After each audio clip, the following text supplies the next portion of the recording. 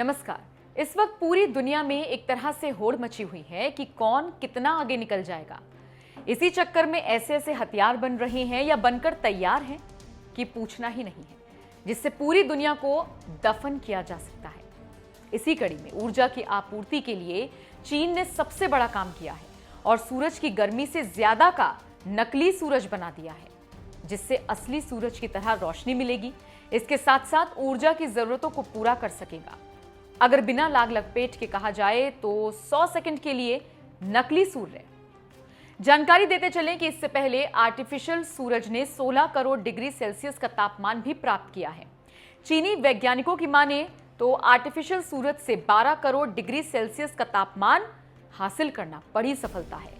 जानकारी देते चलें कि इस बार वैज्ञानिकों ने 100 सेकंड्स के लिए 10 करोड़ डिग्री सेल्सियस के प्लाज्मा तापमान को बनाए रखने के लिए अपने पिछले रिकॉर्ड को भी तोड़ दिया है।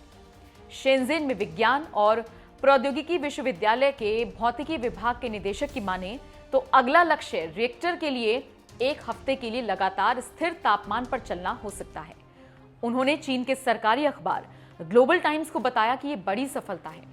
जानकारी देते चलें कि चीन का सबसे बड़ा और सबसे उन्नत परमाणु संलयन प्रायोगिक अनुसंधान उपकरण गर्म प्लाज्मा को फ्यूज करने के लिए एक शक्तिशाली चुंबकीय क्षेत्र का उपयोग करता है।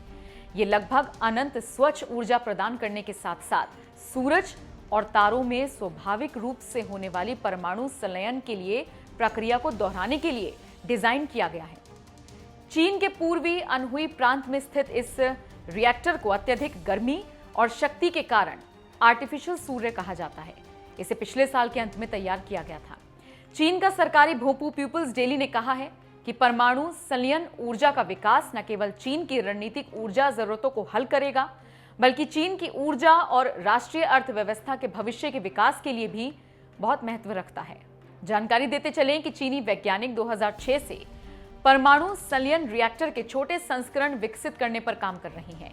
यहां पर एक और दिलचस्प जानकारी आपको दे दें कि फ्रांस भी दुनिया की सबसे बड़ी परमाणु संलयन अनुसंधान परियोजना पर काम कर रहा है, जिसकी 2025 में पूरा होने की उम्मीद है। वहीं दक्षिण कोरिया का अपना आर्टिफिशियल सूरज है।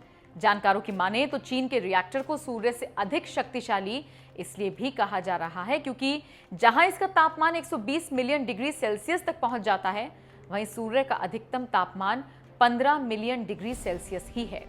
तो आप समझ सकते हैं कि क्यों दुनिया चीन से डरी हुई है और क्यों अमेरिका और रूस की नींद हराम हुई है।